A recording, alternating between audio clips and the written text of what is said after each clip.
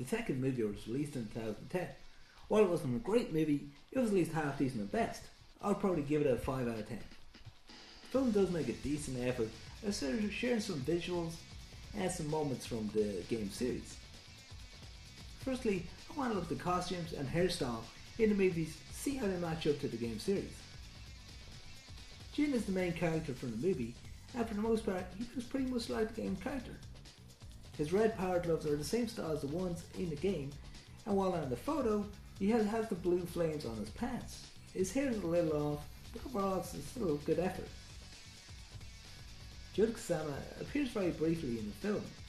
Her costume is faithful to her Tekken look. During the game wears a lot of white, and I'm glad this carries into her movie appearance. It's just a shame her white hairband wasn't incorporated into her look. Firstly, I think Inani Dale was well cast as Kazuya.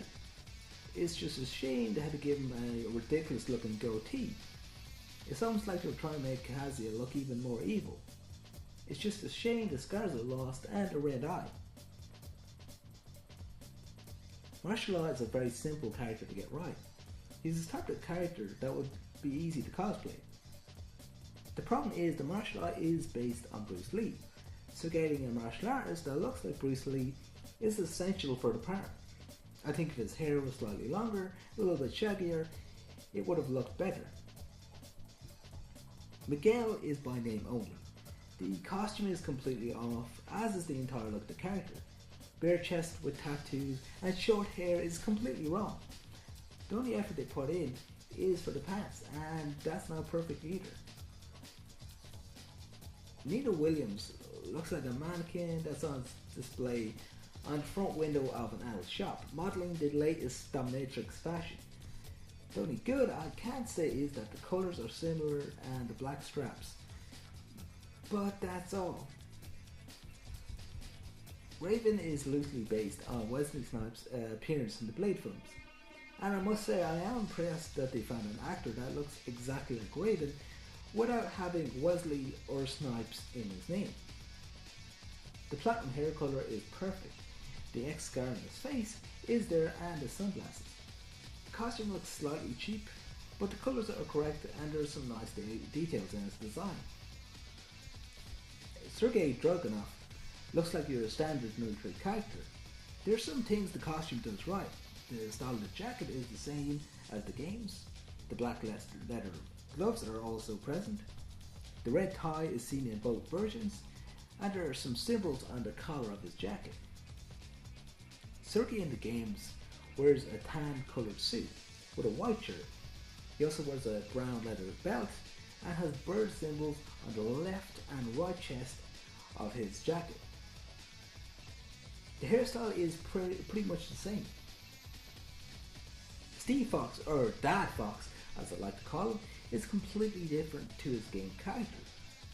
The only thing that remains the same is that they're both English, and that's it. There's no golden locks with the movie version, instead he's got a Jason Statham kind of look-alike. Look how much better he would look with blonde hair. It's a massive improvement. Chris Mitchell's looks are a combination of Tekken 5 and his Tekken 3 look. The colours of his armour comes from his Tekken 5 look, and as is his shoulder pads and overall heavy look of his armour. The helmet is based off his Tekken 3 look. The exposed T and overall shape of the helmet is very much the same. Andy Williams is very faithful to her game character. The shape of the dress is pretty much the same. The colours and the flower patterns is also very similar. The long gloves are also perfect. And the hairstyle is exactly like the game character. Brian Fury is almost perfect. The tattoo on his neck, the rounds of ammo worn around his waist, and the red scarf on his left arm. It's all perfect. But why did they have to ruin it with a handlebar mustache? Christy Montero is another character that looks very accurate compared to her game character. The overall design of the costume is perfect. The only problem is that the colours are not the same. Eddie Gordo is without a doubt the best looking character in the movie. It's a simple but it's perfect in every way. The cut around the waist and his hair bobbing, it's the little nice little good touches. Hayashi Mishima is the type of granddad in which you buy protein shakes as a Christmas gift for him. Hayashi is a powerhouse and maybe wears sleeveless clothes. I will give the movie some credit for trying to pull off the Hayashi hairstyle, but ultimately it doesn't look great. In this next part of the video, I'll look at some scenes from the movies that remind me of some moments from the game series. So there will be some spoilers ahead. The first one comes from the death of Hayashi Mishima seen in the opening to Tekken 5. Hayashi Mishima is killed in an explosion. He's seen dying off screen, and Kazuya is shown walking away from the big bang, and after the explosion the lines, Hayashi Mishima is dead.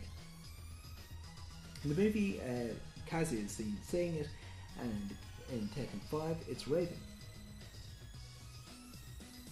Hayashi Mishima is dead. He is dead. The second moment comes from the Tekken Tag tournament. Tekken Tag is not part of the main storyline, but Jin's ending was very similar to the one in the movie. Jin defeats Kazuya and is about to deliver the final blow, but he hesitates. It's the same in both, but in the movie, Jin has an axe.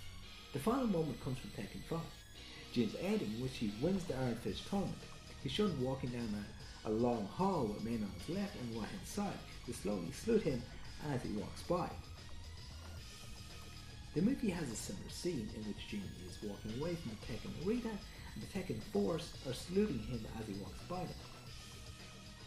That's all folks, thanks for watching, and if you feel like subscribing, that would be great.